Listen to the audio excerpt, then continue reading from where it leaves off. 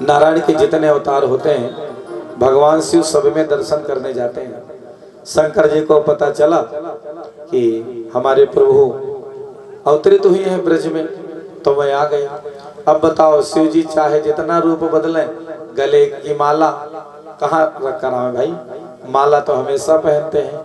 हमारी माताएं बहनें बतावें, शंकर जी का माला देखा है? देखा है मैया जी? कौन चीज की माला होती? सांप का। हाँ, शंकर जी कहते तुम सोने की माला पहनते हो, मैं सांप की माला पहनता हूँ। ऐसा नहीं कि हमारी माताएं बहनें माला और झाला एक ही झटका लेती हैं। शंकर भगवान भी जिस रंग का सांप की माला, उसी रंग की बिच्छू का झाला। वे कहते हैं तुम सोने की झाला पहनती हो और मैं बिच्छू का झाला। तो वो सब तो उनके महाराज आभूषण है। शिव जी ने रूप बदला लेकिन सब लपेटे हैं। नाम रखा स्वामी शंकरानंद ज्योतिषी जी महाराज, क्योंकि डायरेक्ट तो दर्शन मिलेगा नहीं। और अगर शिव जी मिलने आए हैं तो सब जान जाएंगे इसके मतलब कोई सामान्य बालक नहीं है। फिर जो चीजें बाद में प्रकट होनी है पहले प्रकट हो जाएंगी। शिव जी पहुंच गए जसोदा मैया के द्वार पर, आवाज लगाई, आलोक निरंजन खोल दे, पलक देख ले झलका झलक। मैया बाहर आई। क्या है बाबा? बोली दर्श करा दे मैया अपने लाला का। मैया बोले सुनो, ये तुम्हारे गले में जो सांप है ना, इसको देखकर हमें डर लग रहा है। सीधा पिसान ले जाओ, कंबल ले जाओ, जो कुछ ले जाना है दक्षिणा ले जाओ, लेकिन लाला का दर्शन नहीं मिलेगा। शिव जी कहते हैं मैया जी, मैं कोई भिखारी नहीं हूँ, मैं पुजारी हूँ, काशी से आया हूँ, ज्योतिषी हूँ, अपने लाला को दिखाओ। मैया बोली डर जाएगा। भगवान कहते हैं कि ऐसा है, तुम्हारा लाला 1000 फन वाले सांप पर सोने वाला है। जसोदा मैया कहती है बाबा किसी गलत पता पर आ गए हो, हमारा लाला तो सांप की तस्वीर देखे तो भी डर जाए। शिव जी ने बार बार आग्रह किया तो मैया ने दर्शन कराया नहीं। वे कहती हैं कि सुनो बाबा, यहाँ से चले जाओ, दर्शन नहीं होगा। शंकर जी कहते हैं मैया हम यही तुम्हारे द्वार पर 15 दिन धूमि रमावेंगे, कभी तो दर्शन होगा। मैया बोली मैं 1 महीना ना निकलने दूं अपने लाला को। शिव जी बोले तो मैं 1 साल बैठा रहूंगा। तुमने जोगिया हट अभी नहीं देखा है? मैया बोली बाबा हमने जोगिया हट बहुत देखा है, तुमने अभी तिरिया हट नहीं देखा है। भाई लोग बताओ देखा है कि नहीं देखा है? भगवान बचाओ। वे कहती हैं कि तुम 1 साल बैठोगे तो मैं 30 साल नहीं निकलने दूंगी अपने लाला को।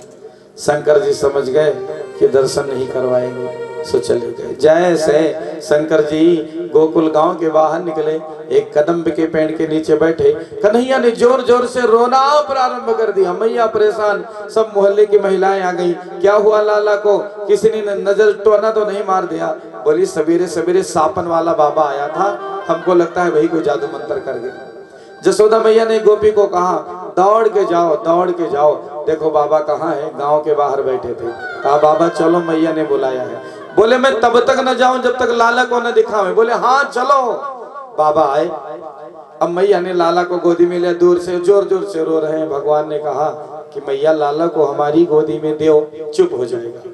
जैसे शिव जी ने प्रभु को गोदी में लिया, किलकारियां मार के हंसना प्रारंभ कर दिया। लाला को हंसते देखकर मैया ने जैसे गोदी में लिया, फिर रोना। अब मैया गोदी में ले तो रोने लगे, शिव जी गोदी में ले तो हंसने लगे। मैया बोले बाबा ऐसा कोई मंत्र मारो कि मेरा लाला मेरी गोदी में हंसे। शिव जी ने कहा कि तो ठीक है, एक उपाय है। क्या? तुम अपने आंगने में हमारी एक मंदिर बनवाओ, और जब लाला को स्नान कराओ तो वो जल हमसे स्पर्श होकर जाए। इसीलिए कहा जाता है कि जो जल शंकर जी को चढ़ाओ और शालिग्राम भगवान को जल चढ़ाओ, दोनों जल एक में मिला दो तो महाराज वो अमृत तुल्य हो जाता है। शिव अभिषेक का जल और शालिग्राम अभिषेक का जल दोनों मिला करके पिए तो महाराज एक आध्यात्मिक ऊर्जा व्यक्ति के जीवन में बढ़ती है। तो भाइयों बहनों, आज शिव जी कहते हैं कि लाला को जब स्नान कराओ तो अभिषेक का जल हमसे स्पर्श होकर जाए। मैया ने कहा ठीक है। सो मन ही मन बंदगी हुई और मैया ने लाला को ले लिया। बाबा चले गए और शंकर जी की एक मंदिर बनी। नंद महल में शिव जी की मंदिर है और शिव जी का तब से का नाम पड़ गया नंदेश्वर महादेव। बोले नंदेश्वर महादेव की जय हो। महाराज धीरे धीरे प्रभु बड़े होने लगे। महाराज घुटमुन चलने लगे। 6 महीना बीत गया, धीरे धीरे बोलना आने लगा। एक दिन आंगने में बैठे थे, बोले मैया, मैया प्रसन्न हो गई, वाह प्रथम बार लाला बोला है। तब तक नंद जी निकल पड़े, बोले बाबा। फिर तो महाराज बाबा प्रसन्न हो गए। फिर बड़े भैया निकल पड़े, उनको बोले भैया। सूरदास जी ने महाराज इस भाव को पंक्तिबद्ध किया है। कहने लगे मोहन मैया मैया, कहने लगे मोहन मैया मैया,